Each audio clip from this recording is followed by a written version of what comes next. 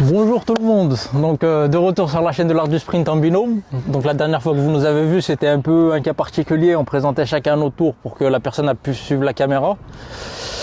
Là on pourra se permettre du coup de vous présenter ça en même temps. Donc on aborde le sujet des différents départs debout qu'on peut faire pour... Pourquoi d'ailleurs on peut faire... Ils servent à quoi ces départs debout? Ah, ces départs debout, en fait, bon, si vous voulez, quand vous n'êtes pas forcément un adepte du start, Ouais. en fait, les départs debout, ils vont vous aider justement à déjà vous imprégner, en fait, de ce que c'est qu'un départ, de savoir quelle est votre jambe d'appui, comment vous devez partir.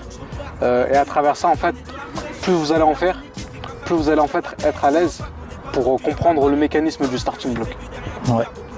Excellente explication de notre cher ami Nono. On a oublié de se présenter en plus. C'est l'équipe l'art du sprint, Adjidji. Nono la Ferrari, présent, toujours. Ça va le suivre toute sa vie. Waouh. Ouais. Et voilà. Du coup, aujourd'hui, on va pas forcément beaucoup parler. On va plus vous parler des exercices et comment se placer et les exécuter, tout simplement. Parce qu'il n'y a pas vraiment de théorie sur ce sujet. Ouais, ça va plus être vous montrer.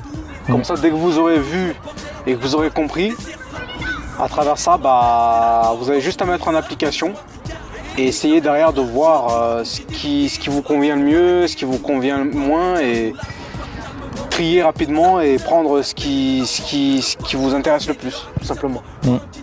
Ça marche, on va commencer tout ça alors. On va commencer tout ça, Ouais, c'est parti, allez, let's go. Donc premier départ debout. Moi je vais faire le départ, je vais vous présenter celui où en gros on se laisse tomber. Vous pouvez vous laisser tomber ou on va vous montrer aussi la version avec une personne qui vous pousse, pas violemment bien entendu parce que on n'est pas là pour s'entretuer. Et voilà quoi. Donc départ debout, vous mettez pied largeur bassin, tranquillement, épaules relâchées. Vous laissez tomber, vous laissez pas tomber au maximum, vous faites des essais au max au fur et à mesure. Pour des personnes qui ont peur, elles peuvent se laisser partir comme ça au début. Et plus ça va, et plus vous savez que vous pouvez rattraper, plus vous augmentez l'inclinaison de votre départ. Moi je vais partir directement en départ, je vais vous montrer le départ de base et un départ un peu plus avancé on va dire. Départ un peu plus avancé.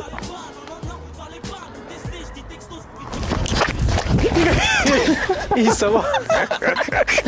Là, tu t'es obligé. Non, c'est bon, t'inquiète, ça va. Comment il tombe comme ça? Ah ouais. Ah. Il est pas évident, faut pas croire. Ah, il est pas évident. C'est dommage, on n'a pas vu la gamelle sur la vidéo. Ah ouais, on aurait pu, ouais, c'est vrai, comme ça on sait ce qu'il faut pas faire. Ouais. Tu vois, il faut pas être trop en inclinaison. C'est vrai. C'est ça. Du coup, je suis tombé, il n'y a pas d'honte à avoir. Je vous le remontre en espérant que cette fois-ci, c'est pas la même. Voilà ce que ça donne.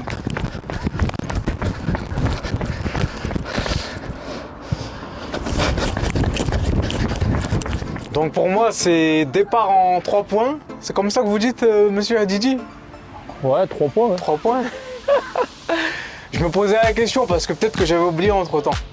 Donc voilà, départ en 3 points. Départ en 3 points, ça donne ça. Donc vous mettez la main au niveau de la ligne. Vous mettez le pied de manière, donc celui qui est devant de manière à être en déséquilibre, comme ça. Et cette jambe-là, il faut qu'elle soit relâchée derrière. Et là, ce que ça va donner, c'est que ça va être ça. Vous allez pousser.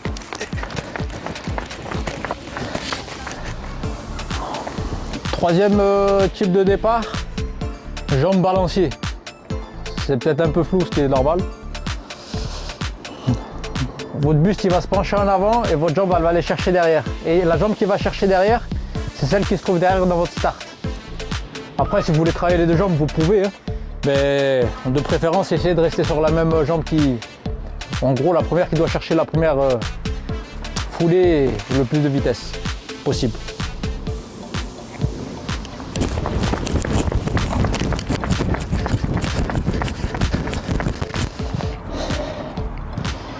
Il est là. Donc me revoilà pour cette seconde partie. Donc là c'est très simple, c'est très simple. Ce coup-ci, ça va être un départ en fait allongé au sol. Donc je vais être allongé au sol et l'objectif en fait de ce départ, c'est la réactivité. Il faut que vous soyez réactif le plus vite possible. Ça va vous permettre déjà en fait de, je dis une bêtise, au coup de sifflet, quand voilà l'entraîneur il est là, il vous dit vous êtes dans le start et vous allez partir au coup de sifflet, et ben ça va vous aider en fait à être réactif. Et à travers ça vous allez progresser aussi. Donc je vous montre ce que ça donne. Je suis comme ça.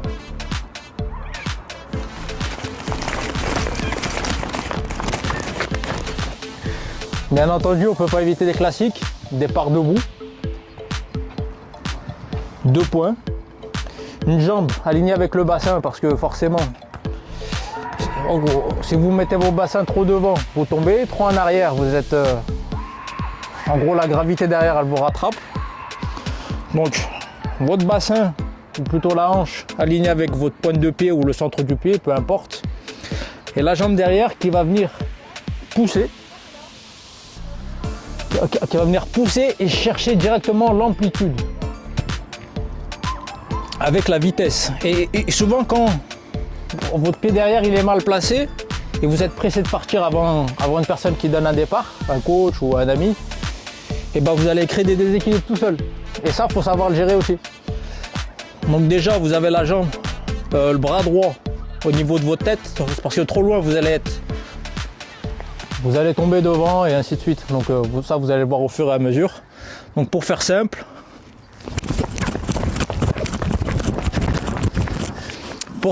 il faut courir directement, c'est tout. Et voilà. Et continuez à vous entraîner et insister et vous allez vous améliorer comme ça. Bon, je tiens toujours à préciser, voilà, on est là, on est toujours là, regardez, malgré la pluie, on est présent. Donc ça, c'est une spécificité de chez l'art du sprint, une spécialité, vous allez kiffer. Là, c'est le départ 3 points enragé. C'est vraiment une spécificité, hein. Vous allez voir. Donc en fait, voilà, vous avez le bloc. On a fait exprès de laisser le start, c'est justement pour vous montrer. Vous avez le bloc qui est le bloc, voilà, avec lequel j'utilise normalement la jambe gauche, qui va servir pour la jambe droite.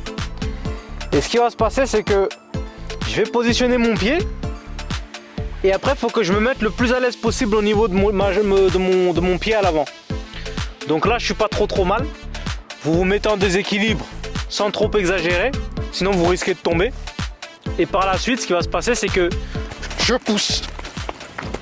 Donc voilà pour cette partie 2, les départs debout. On vous a présenté avec une petite spécificité, j'espère qu'elle vous servira, elle vous a fait plaisir aussi. Toi, pour conclure, qu'est-ce que tu peux, si tu as un petit mot à dire pour finir cette vidéo? Apparemment, voilà, je vous encourage au maximum de vraiment regarder les vidéos qu'on présente et de regarder ce qu'on a présenté précédemment. Ça va déjà vous aider à avoir une base pour que derrière, en fait, toutes les vidéos qu'on vous montre par la suite, non seulement celle-là et en plus toutes les autres vidéos, bah, que ça vous aide en fait à bien comprendre ce que c'est que le sprint, surtout le 100 et le 200, parce que voilà, nous on est spécialisé dans le 100 et le 200, et que ça vous aide derrière à progresser le plus rapidement possible et à ne pas oublier, voilà, d'être patient et d'être le plus fort possible. Bah t'auras tout dit, hein. En tout cas, merci pour cette séance, ça m'a fait plaisir comme d'habitude. Au plaisir, et on se dit à la prochaine les gars. À la prochaine les gars. À tous et à toutes. Profitez. À plus.